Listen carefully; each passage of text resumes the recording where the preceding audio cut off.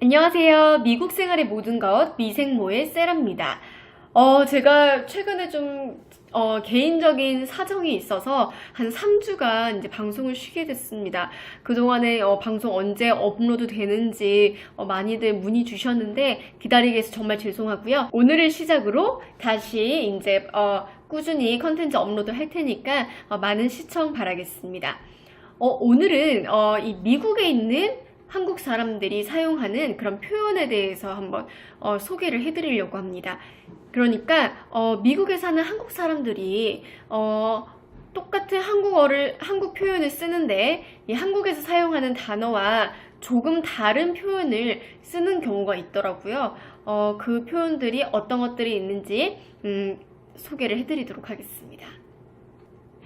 첫 번째, 많은 사람들 많이 들어봤겠지만 일단 한국에서는 집을 뭐 월세, 전세, 내 집 이렇게 표현을 하잖아요.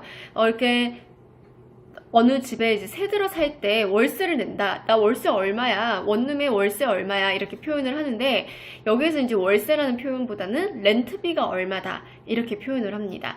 그래서 나 렌트비 한 달에 얼마 내 이렇게 표현을 하지 월세라는 표현을 쓰지 않는다는 거.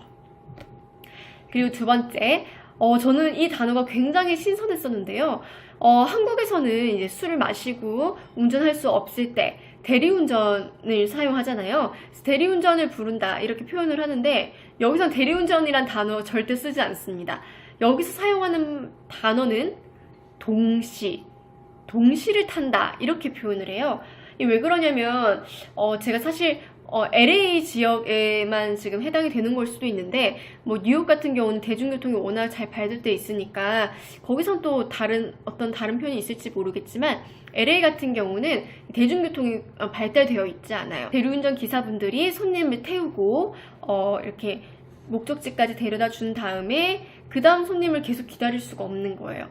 혹은 그 다음 손님을 받는다고 하더라도 그 장소까지 옮겨갈 수 있는 방법이 없는 거죠. 버스나 지하철 이런 게 대중화되어 있지 않기 때문이에요. 그리고 이 미국의 이 LA 같은 지역에는 출퇴근 거리가 굉장히 멀거든요.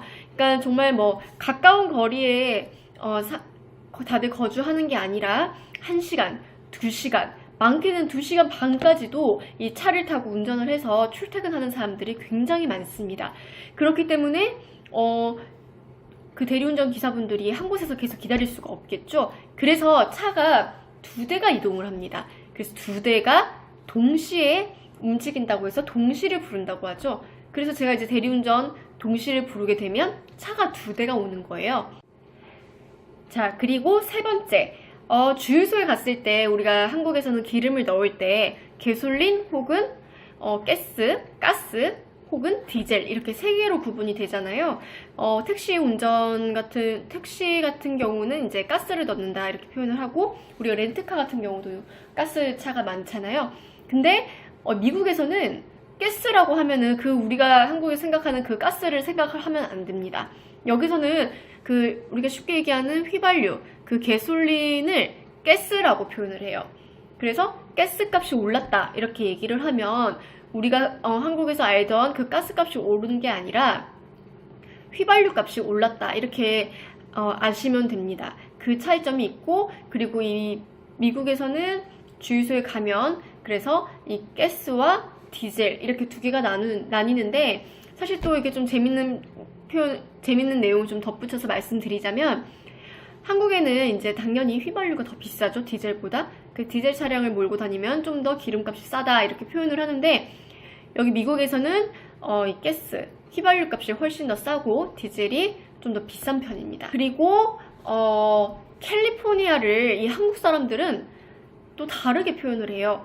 제가 처음에 미국에 왔을 때 신문을 보거나 뭐 뉴스를 보거나 했을 때 정말 이해 안 되는 표현이 하나 있었는데 가주라는 표현을 쓰더라고요.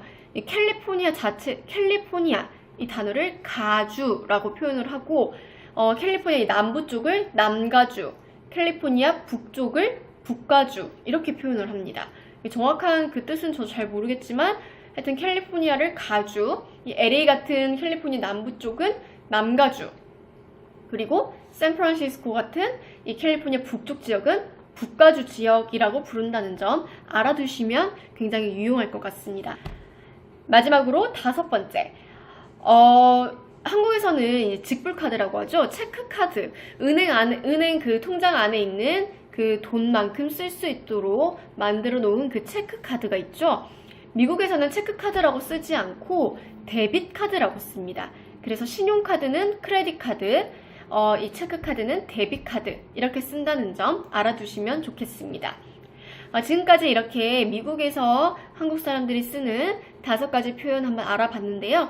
이 정도 기본적인 것만 알아두셔도 처음 이제 미국에 오셨을 때 당황하지 않고 쉽게 다른 사람들과 대화를 할 수 있을 것 같습니다. 미생모 다음 편에 좀 더 알찬 내용으로 찾아뵙도록 하겠습니다.